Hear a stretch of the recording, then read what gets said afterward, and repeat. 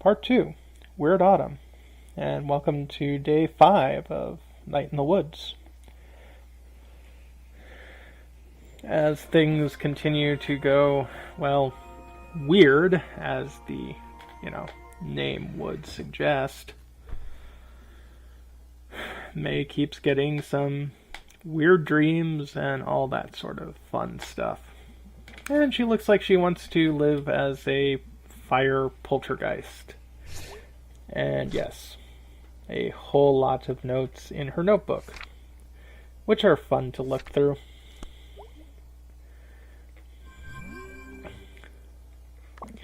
Yeah, that one is very much true for this age, where it's like, yeah, no, there's plenty of jobs out there. If you want to work minimum wage, that's fine. And, even if it is minimum wage, it's like, yeah, but you also get, no hours. So, yeah, that's always fun.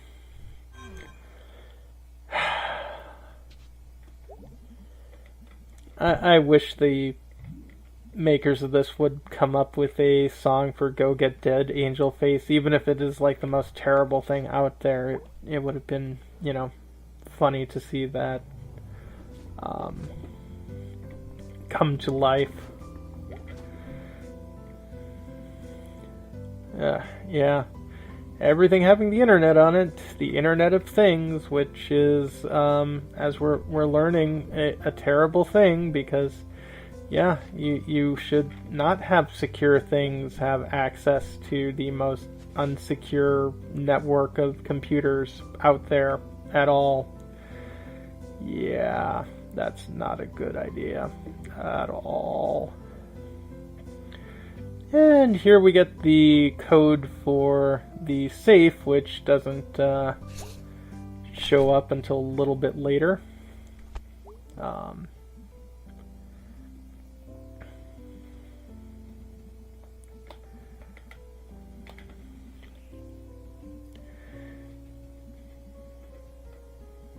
Oh. Yeah, it does seem like May was exceptionally close with her grandfather, which is kind of cool. I'm guessing he probably lived with them, for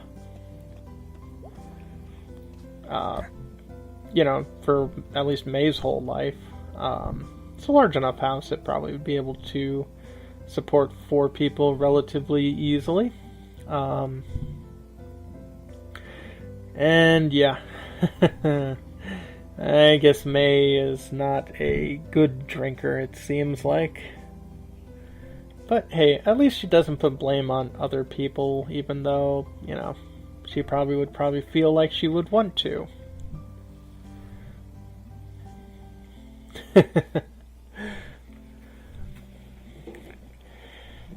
I guess May likes running on the power lines a whole lot. Well, you don't really run, you tightrope across them, which is kind of cool. It's not the fastest thing that you can move on, but it's typically the most direct thing. Yeah.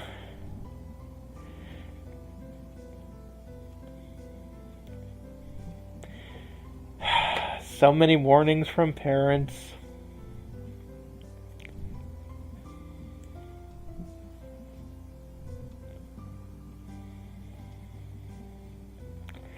And here Candy essentially describes the mechanic of the game, that you have to choose which people that you're going to hang out with and whose relationships you are going to develop.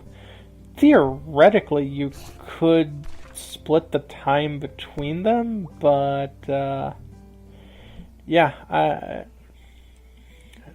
really haven't tried that yet.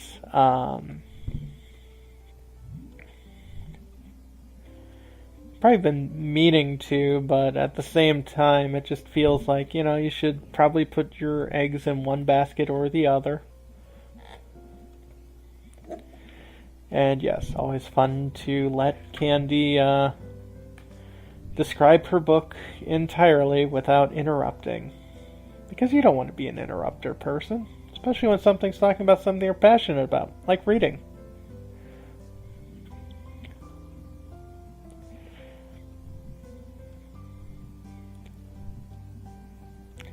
Yay, fish sticks.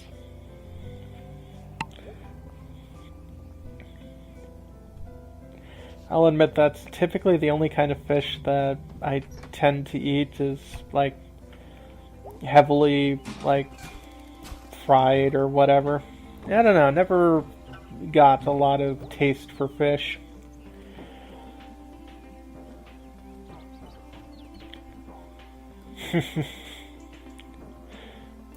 Yeah, I'm guessing that was, well, I would say that's what would have caused May to be a dirtball, but not sure what year that,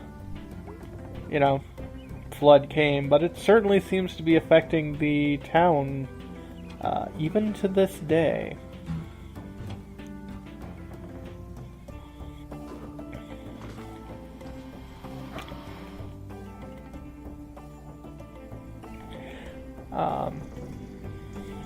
And yeah, here's where we get to hear that Dr. Hank has prescribed Selmers to write in a journal as well, so that's what she's doing.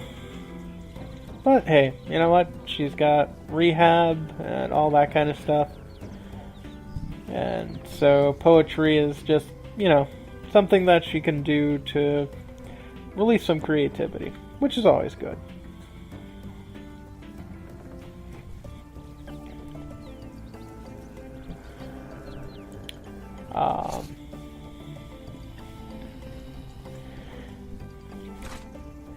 So Selmer says the poem's about her horse, but then she just says we're only friends, so I guess that might mean she's, friends with a horse person?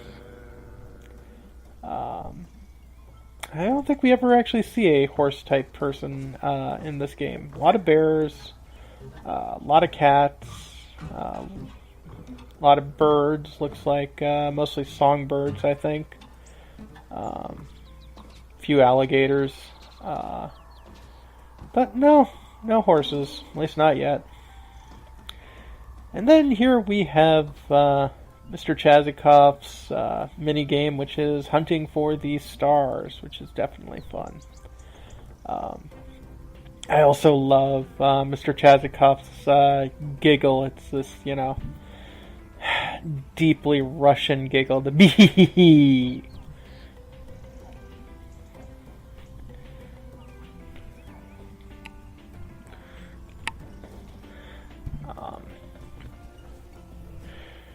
And while the game would probably be easier with, using a mouse and keyboard, typically every time I've played this game, I can't say every game, because the first time I played it, which was live streaming that on Twitch, I used, the keyboard, but after that, it's like the gamepad seems much more natural. I think this game was definitely designed with a gamepad in mind.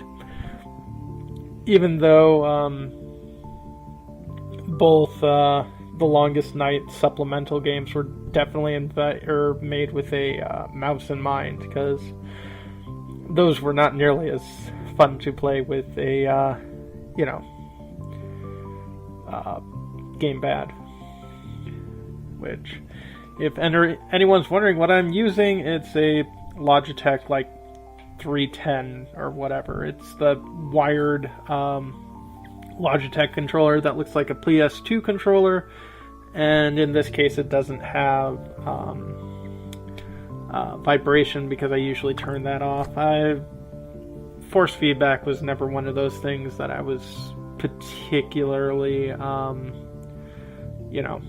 enamored with. To me, it always just was more of a distraction than something that got me in the game or whatever. But yeah, here we get to learn more about the characters who, show off the history of the game and have, I mean, you get to learn about Adnia, you know, in this area, who's in one of the supplementals, and it seems like possibly Castis was the person who Adnia was talking to at the end of the game, because that person's never really talked to, but it seems like, you know, she was, you know, thrown into the Great Waters, which is where you meet up with the next person in Longest Night, or Lost Constellation.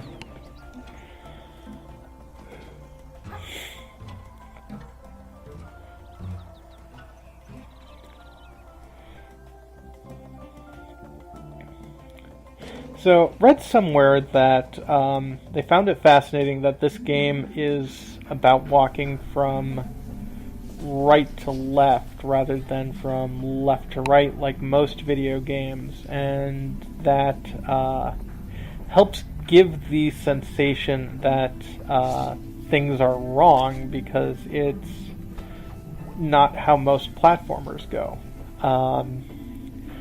They also mentioned how you, in the second screen, you always have to go uphill, a rather, you know, difficult slope upwards. And that kind of shows that May's having, you know, difficulty surmounting what's going on, which, I mean, on a symbolic sense, I guess that makes sense. That's kind of cool.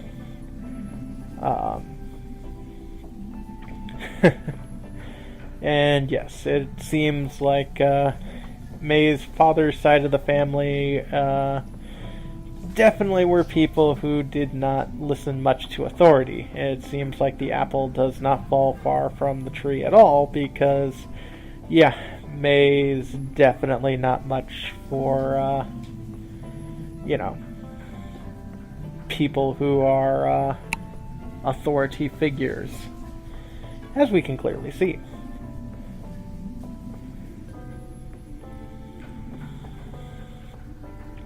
But yeah, no, I really like the addition of Miss Rosa. She is definitely a very cool type person.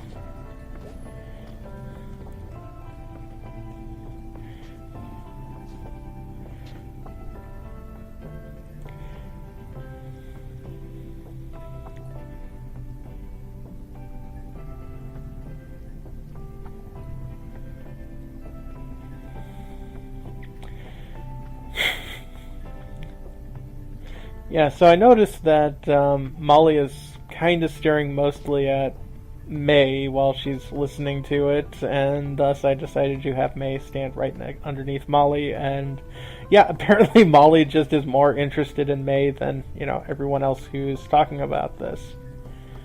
I think Molly thinks May did it.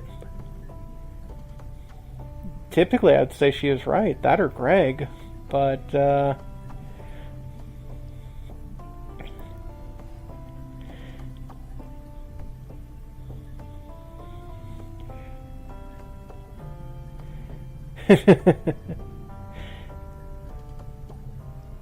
yeah, the symbolism of putting your elderly underground is, you know, certainly present. And besides, you know, they would definitely need all that vitamin D or E or whatever the one that you develop by being in sunlight. And yes, someone hecked up the dudes indeed.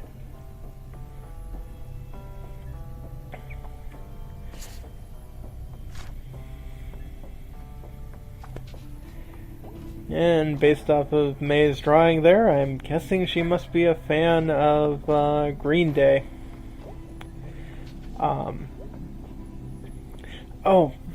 yeah, and for the longest time, I thought these trolleys were like trolley boats, and this was always a river. It wasn't until playing it more recently that I realized, oh, this water's here because of the flood. Uh, yeah, I thought the waters were always there, which is why, we had a person fishing down there, but apparently maybe the artificial river's artificially stocked.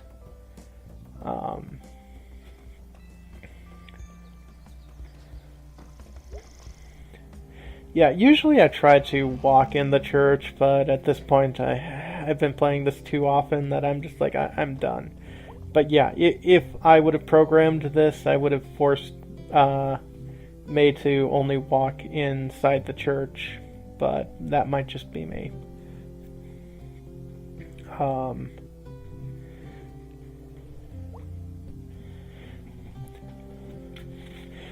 And I think at this point, if I would have gone all the way to the other side of the town and saw that Possibilities was shut down, I probably would have gotten some dialogue with Candy Borowski about that, but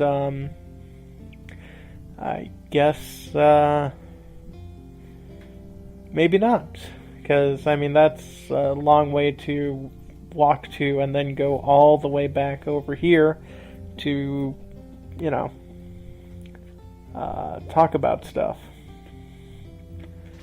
But that seems to be most of the game, is to explore every single part of the game that you can to figure out what is going on.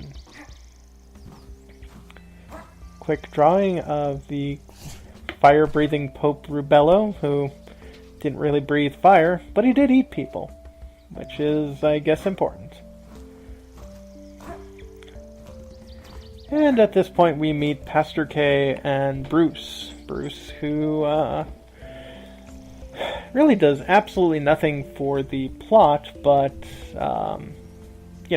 definitely adds a lot to the setting, and various characters you get to learn more about. And, of course, Pastor Kate, who she's definitely trying, but you can tell that she's kind of a young-ish pastor who I don't think she quite is ready for what's going on. She's definitely someone who is capable of handling what this town needs to throw her way, but you kind of have this feeling that she's sort of young and optimistic and, is going to try to do as much good as possible, but hasn't been broken down by the realities of, government and companies and stuff like that are going to do their damnedest to prevent her from trying to do things like charity, because there's very little money into that. Poor Pastor Kate. Poor Pastor Kate indeed. And nothing going on the cliff. There's really nothing going on there until Harfest, actually.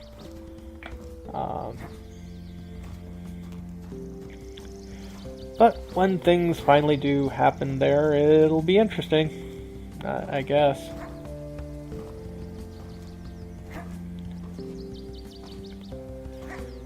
Ooh.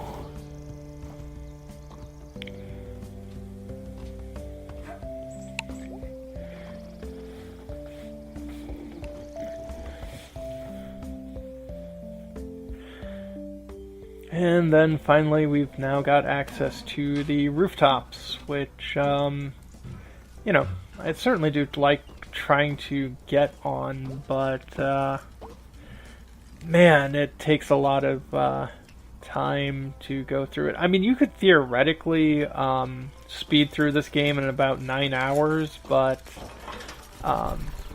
considering I want to actually interact with pretty much everything on pretty much every single playthrough, it's yeah, it means that there's a lot of kind of stuff to go on. But yeah, so we get to talk with Lori M here, who's apparently, on the wrong side of the tracks, but she's a good person. She's also, like, she's the one who painted over the mural, which, yeah, you can kind of tell when May brings it up that, yeah, this is definitely her doing, because she kind of sort of spills the beans almost immediately, but then slowly tries to back up.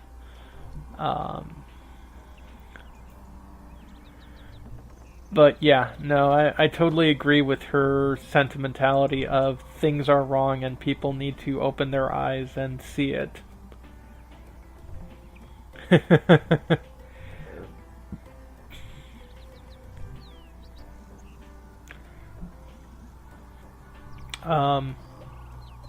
really kind of like the various sort of pictographs of, when people are kind of done talking with you and, you kind of see them drifting off to other topics and the like. And then we get the usual hand mini game, which shows up a lot for here, and we get to go into, I guess this is the upper areas of the Chamber of Commerce building. At least that's what it looks like. Although I think this is above the pawn shop. I'll have to look at the buildings, because that or this is right above the call center.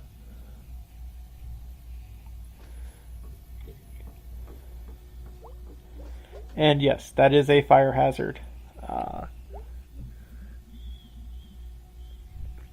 Even if there's no one on, or there's no one supposed to be on this side of the door, yeah, leaving it locked would be considered a really terrible, terrible thing. Someone would get sued.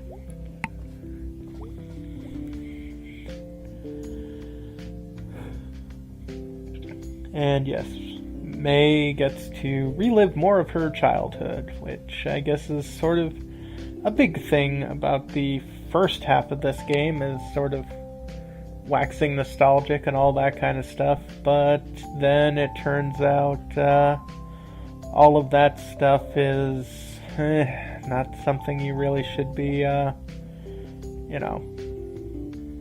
too, drawn to. And then we get the rat mini game, which is just you trying to feed rats until they get, prosperous enough to, take over the entire town. And of course you have to tickle the rats, because they are miracle rats and they are cute. And probably have diseases, but hey, you know what? It's a video game.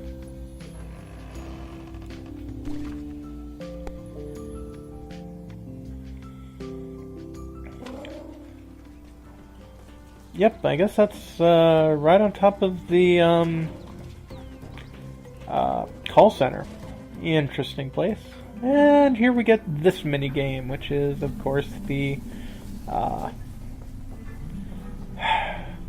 shoplifting mini game, which shows up here mostly, but also in B's storyline, where, apparently not moving allows you to steal things because everyone is descended from dinosaurs?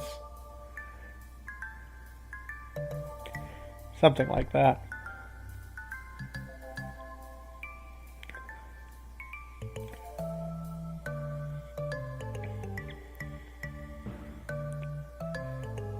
Yeah, typically I'll pause every time I see his eyes starting to move, although if you're feeling a bit more brave, you can, wait until the second tick.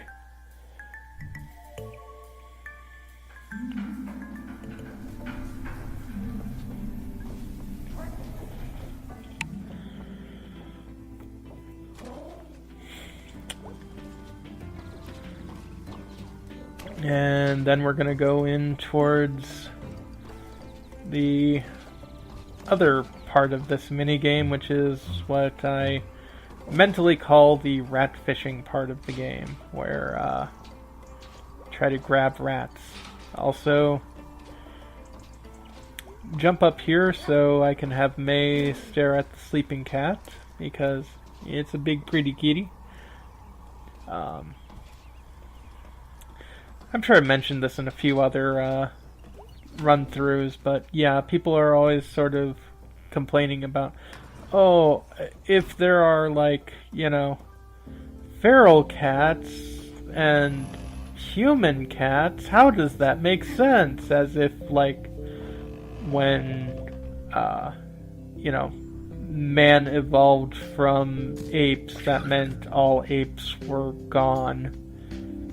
Yeah, no, it's just, there was a divergence in evolution. It happens all the time, folks. So yes, you can have Goofy and Pluto together and it makes sense. Even if it doesn't make sense in your head. And of course we get May driving people absolutely up the wall. And for some reason she doesn't talk about the fact that one of the statues has its head removed. Probably because I imagine the only thing she would be able to bring to the conversation is a Simpsons reference. So back at the pickaxe, we see Dan is, employed, which I'm pretty sure is somewhat better, although he hates his job already. It's kind of funny, he's surprised at all of the hardware, even though he came from construction. I have a feeling I know why he was laid off from construction after 6 months. It looks like he doesn't have too much drive, is all I'm saying.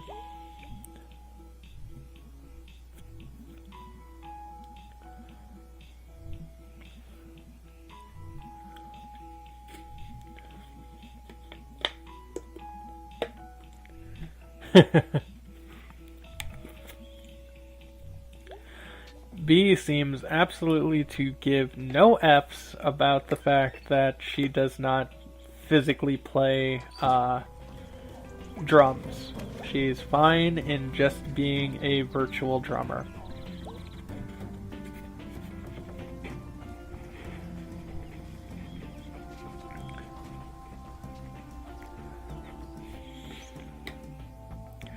And here's another guy who's just sort of randomly in there, who's like, hey, we got the same shirt.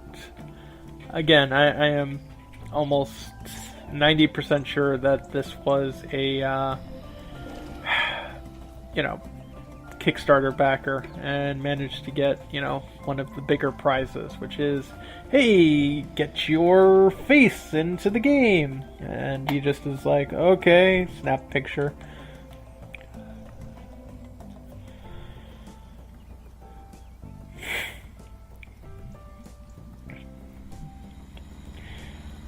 Yeah, I'm sure backyard wrestling is a thing somewhere. It's just no place I've personally seen, but I guess I just have never had enough interest in checking it out or stuff like that.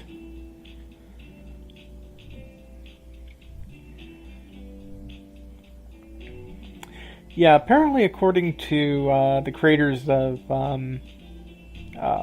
Night in the Woods, Angus has a very, very deep singing voice. I think they likened him to the lead singer of the Mighty Mighty Boss Tones, whom I'm somewhat familiar with, but it wasn't a band I particularly, followed.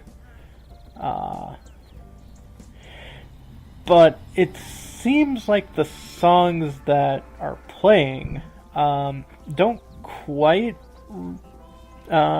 represent that, so I don't know. But Angus is supposed to be the lead singer. a bit more of the Smelters boys.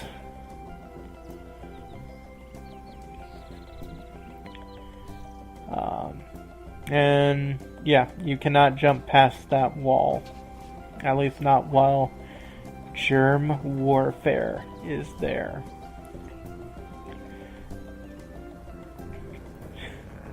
It's kind of funny how May is addressing it like, oh, that was a, like, you know, a nickname that people were using to make fun of him, but he sort of took it as a badge of honor or the like. I have a feeling that Germ is probably somewhere deeper on the autism spectrum that, you know,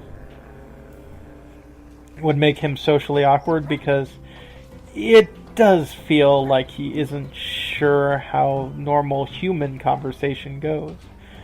And at this point, nearly get onto the Click Clack Diner. And yep, decide to look at this highlighted spot, and I'm going to try jumping there once again. As far as this game goes, jumping to that windmill above the Click Clack Diner is probably the most difficult jump in this game. But you get infinite tries to doing so, it just wastes time, that's all.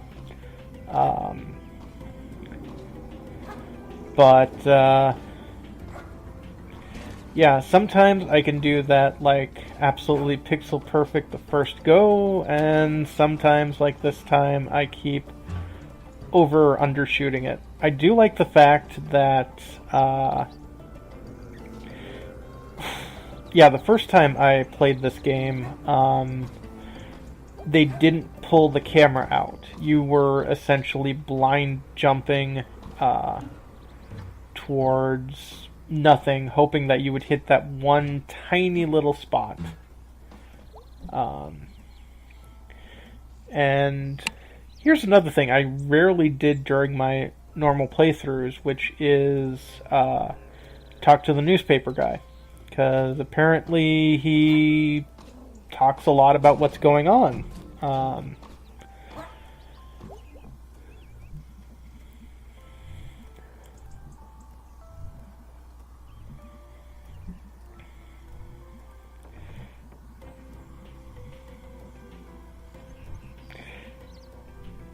Yeah. That was pretty much on May there, you know, just because you weren't here to witness it doesn't mean it didn't happen. If a tree falls in the woods and no one's around, it still makes sound waves.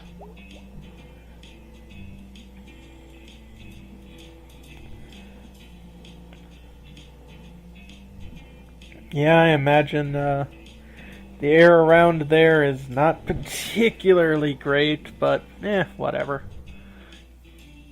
Probably better than in a big city.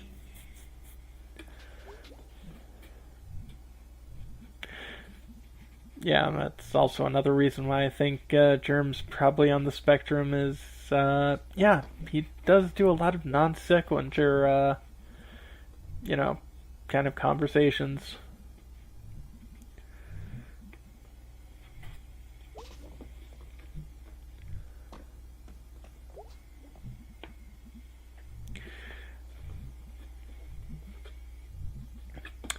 Yeah, B is definitely aware of what Angus's family's like, which is why she's not too thrilled that he feels obligated to deal with them, but, you know, she seems to know all about family obligations.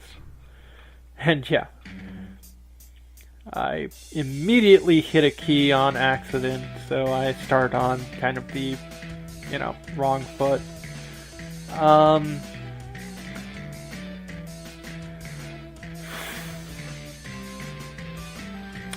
Weird Autumn. Definitely a song I like, but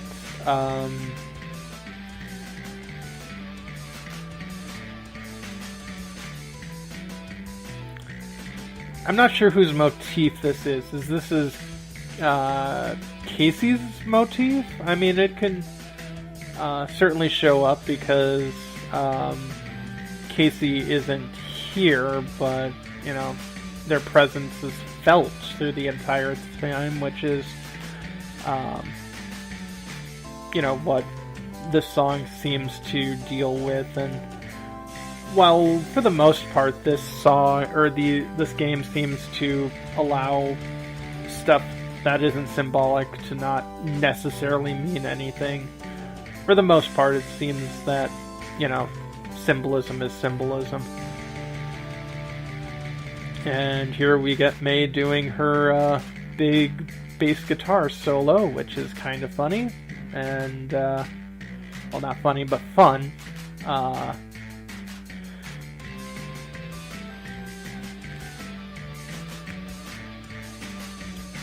And this one goes pretty well because, I got to focus on the game rather than trying to do commentary, and I'm doing post-commentary now.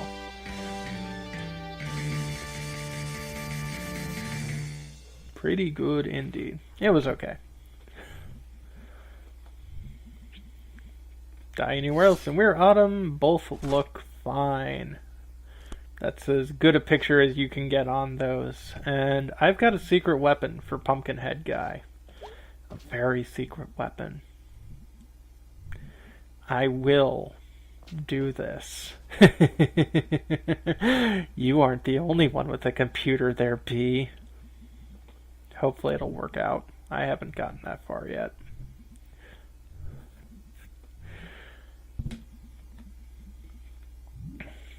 But yes, we get another common motif, crimes. B and Greg, or not B, but May and Greg certainly love doing their misdemeanor, criminal mischief type stuff. Vandalism, breaking an entry, petty theft, that sort of thing. Although, now that they're both above 18, this is all technically, stuff that could get them into actual trouble. Although I suppose even then that's just going to be mostly community service, maybe a fine, just a little bit of jail time, but at the same time, especially with the plan that Angus and Greg have, this is definitely not the smartest thing for him to do, but having May along will certainly give him a scout.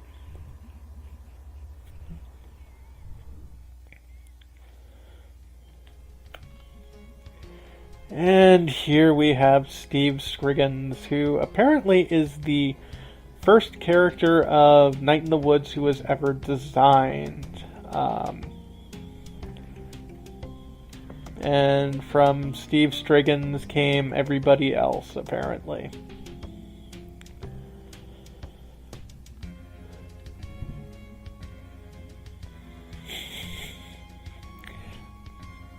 May is very much not impressed by Mr. Scriggins' actions.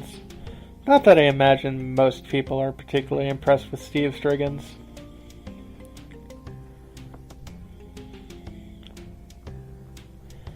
And yes, for some reason they're both talking about hot dogs. I don't get it either.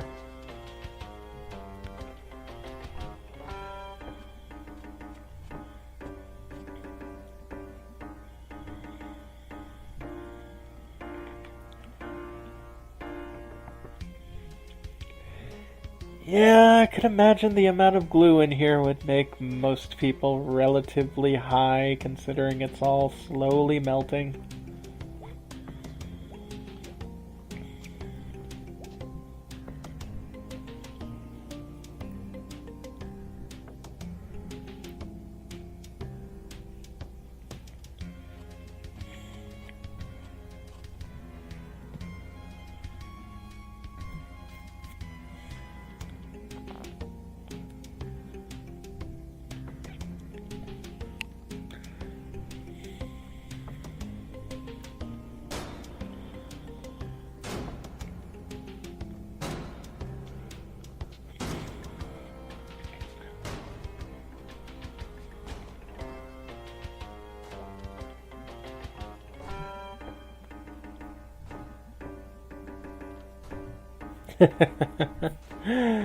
Yeah.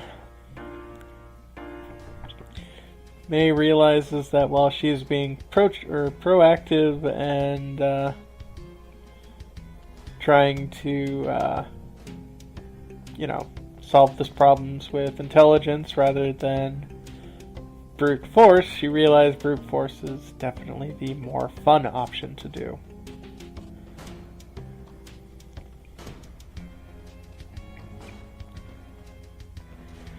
And here I'm just faffing about, realizing, oh, you can finally, walk on top of each of the stacks. I don't think you could early on.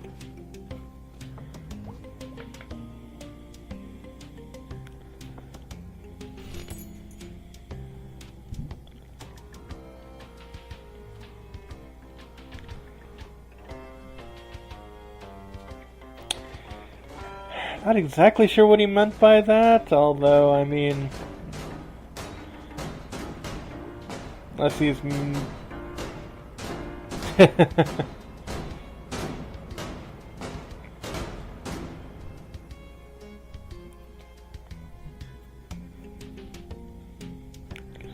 Yeah, poor May.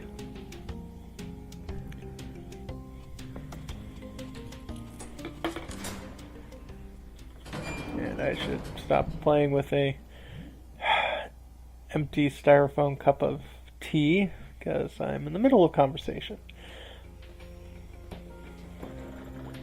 So yes, we get to meet the animatronic mascots of Food Donkey, which are a bunny rabbit, a pig, and a frog. Typically I go for the rabbit because it looks the most benign, but in this case I'm gonna go for the pig. I don't think I can go for the frog because, politics the way they are, with the whole Pepe thing, which the creator is not particularly fond of, the fact that, it's being used as such. I don't think when they were making the game they were thinking about that. This was probably made like,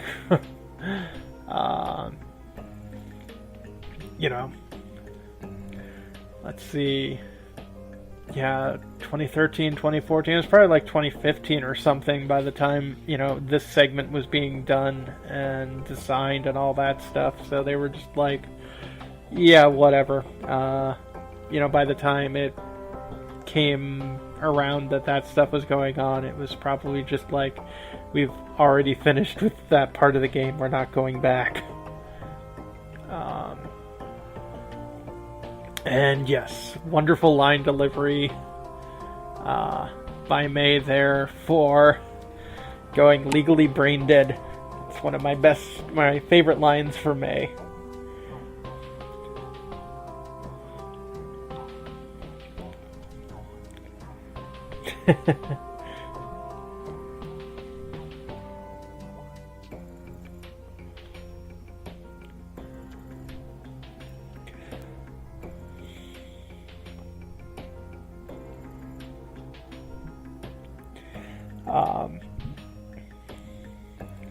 And yeah, apparently May wore a tux for the junior year prom, dressed for senior year prom, which is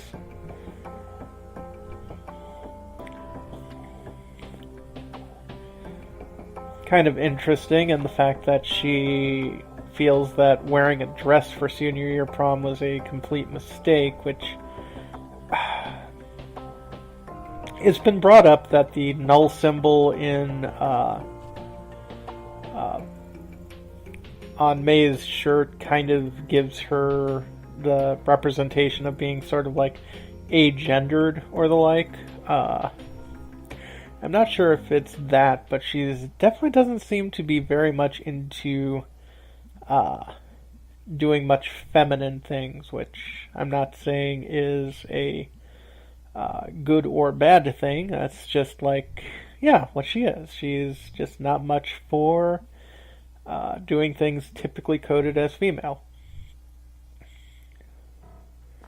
wouldn't say that she is particularly transgender, just, she likes to do stuff her own way.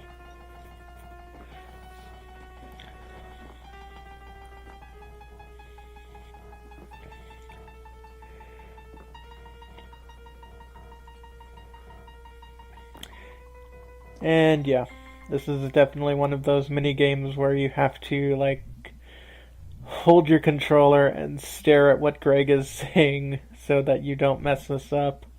What I really love is the piano in the background that keeps getting higher pitched the further up the stairwell that you go. I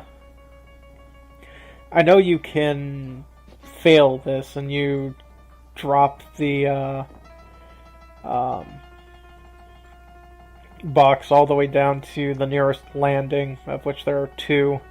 I'm not sure if you can fail this minigame completely, though, insofar as, like, everything's broken or something like that. Or if you guys, just give up.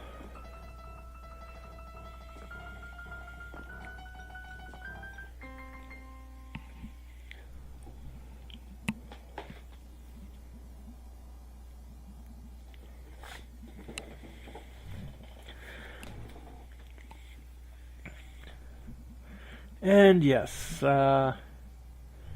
Greg and May's banter about killing each other, which typically is kind of cute. I can see how some people are like, yeah, that's kind of weird, but at the same time, it seems to work for them. So, yeah.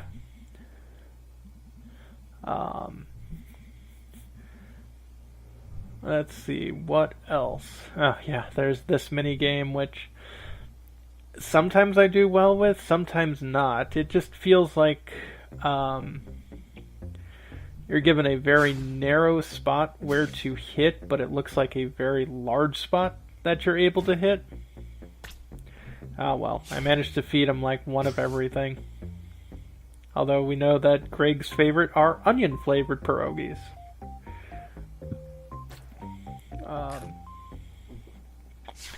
Prior to playing this, I actually have never had a pierogi, but since the first, 2 times I played the game, I was like, ooh, well, they sell them at the local grocery store, so I might as well try that. And yeah, they are indeed tasty. Little pocket dumplings, or potato dumplings, more like.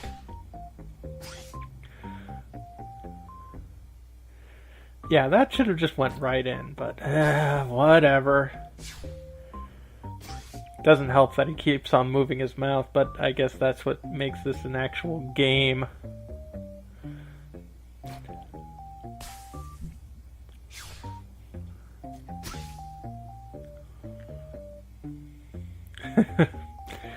Yeah, this is not a very good pierogi run, but I don't need to worry about it.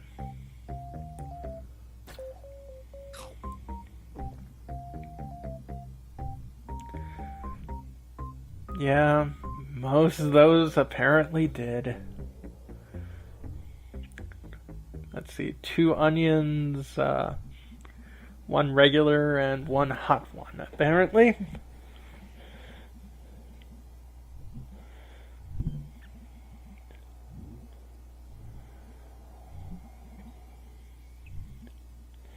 And yeah, looks like Greg is slowly starting to become an adult, which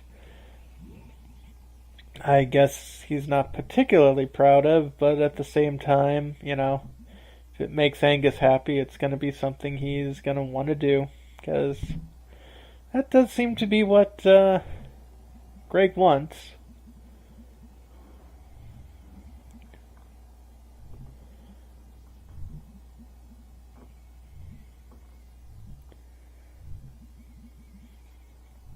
And yeah, I can totally see May's kind of dismay at the fact that, she came here for everything to be normal and the way they were, and suddenly the rug is swept out from underneath her, and the fact that her best friend is soon not going to be here all anymore. Which is sad. But that is unfortunately the way life tends to go now, isn't it?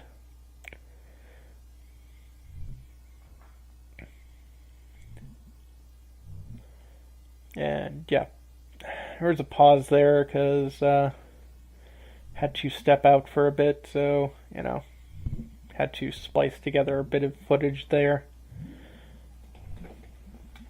But at least there wasn't any music, so, it's spliced together relatively okay, except for the fact that if you've noticed, and if you're watching like the corners of the screen, the camera is always in motion in this game, which is kind of an interesting aspect. Doesn't really affect gameplay at any. Actually, I think the only place it doesn't sway like that is here at home. I think, Mae Borowski's place, it's like a fixed camera, but everywhere else, it's kind of sways up and down and left and right just a little bit, kind of the way a human head would kind of move. But I think it's supposed to sort of indicate how Mae, despite being, in a place that she feels is safe and she's in control, is a place that feels unstable.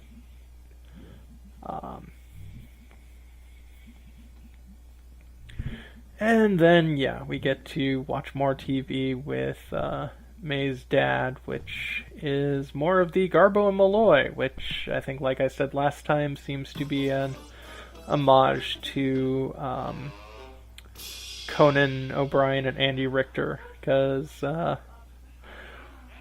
with a lot more kind of emphasis on dad jokes, but I'll admit I would probably sit and watch this show if it was one that actually existed.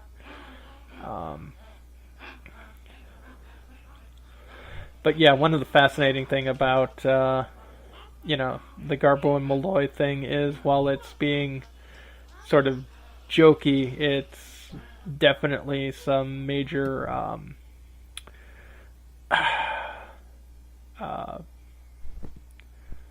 foreshadowing for the rest of the game.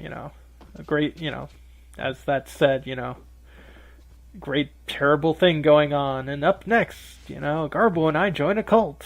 Yeah, that definitely happens in this game, sort of.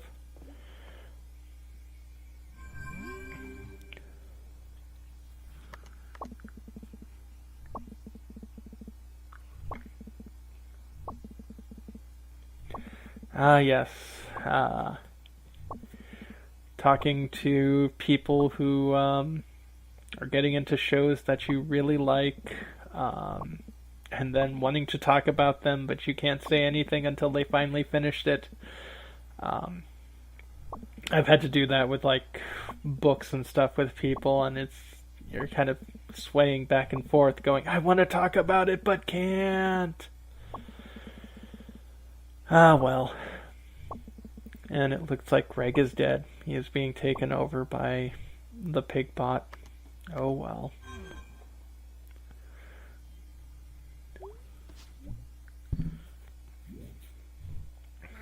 And then we get on to the second dream, which is the first musician dream, which is kind of interesting.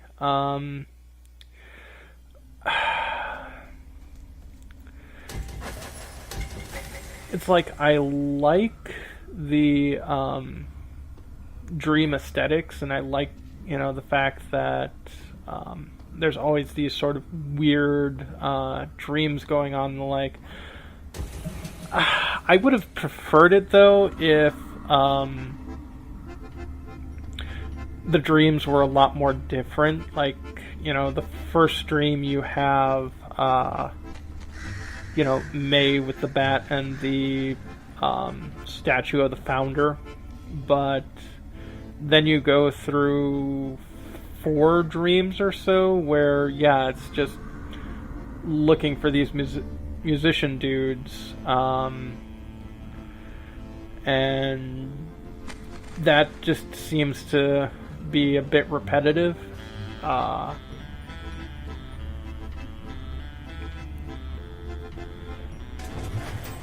And then you have the one dream with the well, and finally the dream with the god.